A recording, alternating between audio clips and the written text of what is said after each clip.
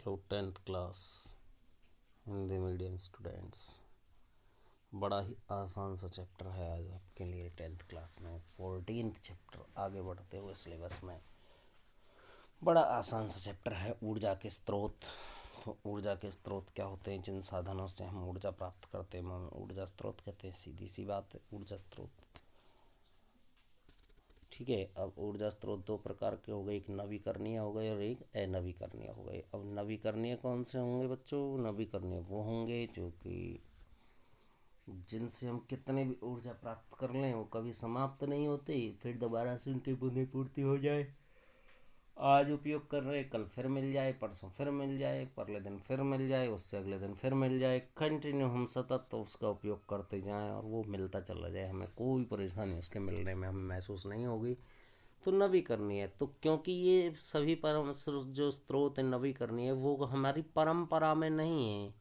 अब परंपरा में नहीं है तो परंपरा से अलग हैं, परंपरा से अलग है तो इन्हें क्या कहते हैं? गैर परंपरागत स्रोत भी कह देते हैं। ठीक है, दोनों सब्जेक्ट में साइंस और एसएसटी में ये टॉपिक आता है। तो जल ऊर्जा, सौर ऊर्जा, वायु ऊर्जा, ठीक है, ये सभी इसके नवीकरणीय ऊर्जा स्रोत के एग्जाम्पल आपके हो सकते हैं। अनवीकरणीय ऊर्जा स्रोत, अनवीकरणीय क्या होते हैं बच्चों? वही सेम इसका उल्टा, जिनको हम एक बार उपयोग करके और फिर उपयोग में नहीं ला सकते, बस उन्हें पूर्ति होगी नहीं। आज उपयोग कर लिया, अब कल नहीं मिलेगा। आज गैस ख़त्म हो गई तो कल नहीं मिलेगी वो गैस नहीं मिलेगी, दूसरी भले ही मिल जाए।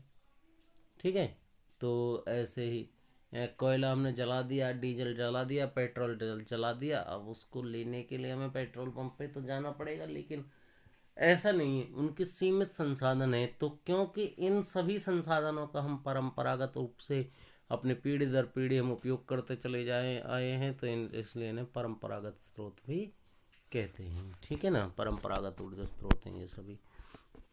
एग्जाम्पल डीजल, पेट्रोल, कोयला, मिट्टी का तेल, ये सभी ठीक है परंपरागत स्रोत में आते हैं। तो ये ऊर्जा स्रोत हैं। बड़ा आसान सा चैप्टर है ऊर्जा के स्रोत, नवीकरणीय और अनवीकरणीय। दो भागों में हमने इसे बांट दिया और दो भागों में बांटने के बाद में हम देखते हैं कुछ विशेष बातें। विशेष बातों में जो है वो हैं कि भाई आदर्श ईंधन क्या होता है। तो आदर्श ईंधन वो आदर्श ईंधन माना जाएगा बच्चों जिसका ऊष्मीमान बहुत उच्च हो। ठीक है ना, जिसका ऊष्मीमान बहुत ही उच्च हो। तो उच्च ऊष्मीमान, अब ये वर्ड अक्सर करके पेपर में आ जाता है कि ऊष्मीमान किसे कहते हैं। ऊष्मीयमान का मतलब है कोई ईंधन है, वो ईंधन 1 ग्राम ईंधन हमने ले लिया, 1 ग्राम, बस 1 ग्राम लिया, उस 1 ग्राम का पूर्ण दहन किया। क्या किया? पूर्ण दहन किया। तो पूर्ण दहन के बाद में जो प्राप्त ऊष्मा होगी वो कहलाएगी ऊष्मीयमान। कहने का मतलब 1 ग्राम ईंधन के पूर्ण दहन से प्राप्त ऊर्जा की मात्रा ऊष्मीयमान कहलाएगी। बहुत इंपॉर्टेंट पॉइंट है। ज्वलन ताप, ज्वलन ताप क्या होता है? वह तापमान, वह न्यूनतम तापमान जिस पे कोई ईंधन जलना शुरू कर दे तो ज्वलन ताप कहलाता है। तो आदर्श ईंधन जो होगा बच्चों, वो उसका जो ज्वलन ताप होगा वो उच्च नहीं हो सकता कभी भी, क्योंकि उच्च ज्वलन ताप होने से समस्या उत्पन्न हो जाएगी। और निम्न भी नहीं हो सकता। निम्न होगा तो वो अपने आप जल जाएगा, जलना शुरू कर देगा। और उच्च होगा तो उस तापमान को लाने के लिए हमें बहुत सारा ईंधन खर्च करना पड़ जाएगा। तो ज्वलन ताप कैसा होगा? उचित होगा। ठीक है, जलने की दर दूसरी बात है समान होनी चाहिए, वो आदर्श ईंधन है जो एक जैसी दर से जले। कम कर दें तो कम जले, ज़्यादा कर दें तो ज़्यादा जले, ऐसा नहीं है कभी तेज जल रहा है कभी धीरे धीरे जल रहा है। सुगमता से उपलब्धता, ये ऐसे हेडिंग आपको बना बना करके लिखनी है स्टूडेंट्स। तो सुगमता से उपलब्धता इनकी हो जाए वो आदर्श ईंधन है। सस्ता साधन होना चाहिए वो आदर्श ईंधन है। पर्यावरण के लिए भी हितैषी हो वो आदर्श ईंधन है। उपयोग में सुविधाजनक हो वो आदर्श ईंधन है। परिवहन और भंडारण में आसानी हो वो आदर्श ईंधन है। तो ये सभी आदर्श ईंधन के जो है लक्षण हैं। आगे पेड़ों से जो लकड़ी प्राप्त होती है तो वो क्या है? वैसे तो देखने में तो नवीकरणीय सा लग रहा है कि भाई लकड़ी है पेड़ से काट लेंगे, फिर तो नया उग जाएगा, तो वो नवीकरणीय ऊर्जा स्रोत है कि नहीं है? नहीं है तो क्यों है? क्यों नहीं है भाई? होना चाहिए। तो उसका रीज़न क्या है? बड़ा इजीली सा टॉपिक है कि आदर्श ईंधन को हम उसे कहेंगे जो आसानी से उपलब्ध हो जाए, आज खर्च किया कल फिर मिल जाए। सूर्य की ऊर्जा को हमने उपयोग किया, आज मिल गई, कल भी सूर्य निकलेगा, परसों में निकलेगा, अगले दिन में निकलेगा, तरसों में निकलेगा, तो वो निकलता ही रहता है। जल बह रहा है नदी में से, आज भी बह रहा है, कल भी बह रहा है, सॉरी उपयोग कर लिया उसको।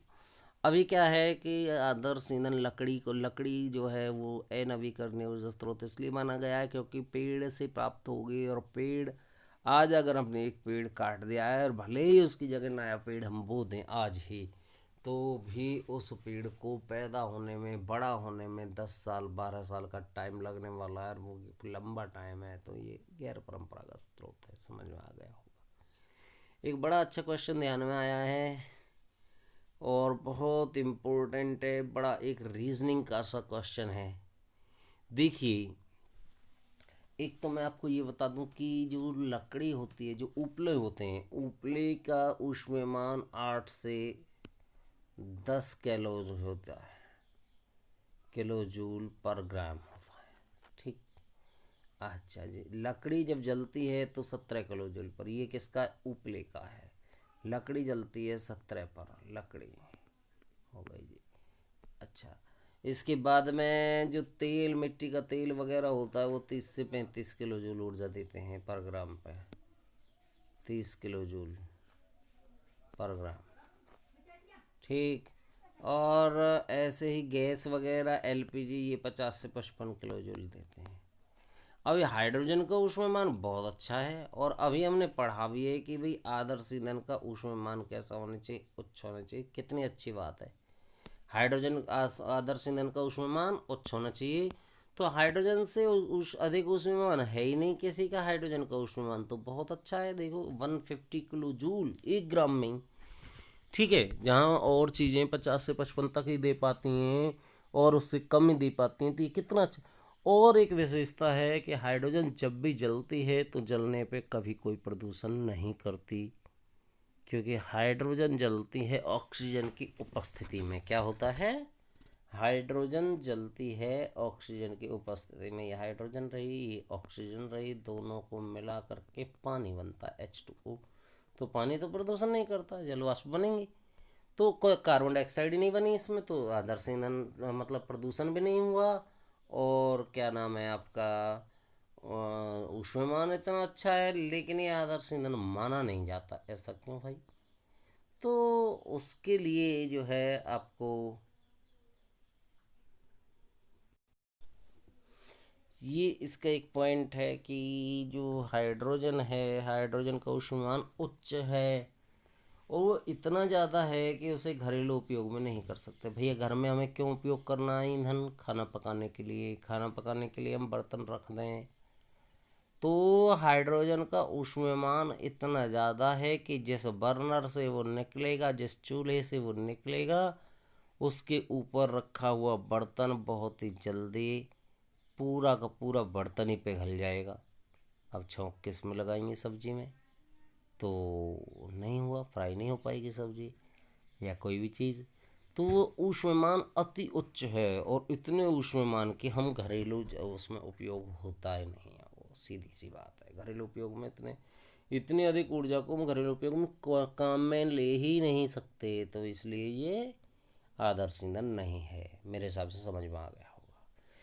और इसके बाद एक और प्रॉब्लम है कि आदर्श ईंधन इसलिए भी नहीं है क्योंकि वो बहुत महंगा है। हमने पढ़ा है आदर्श ईंधन सस्ता होना चाहिए।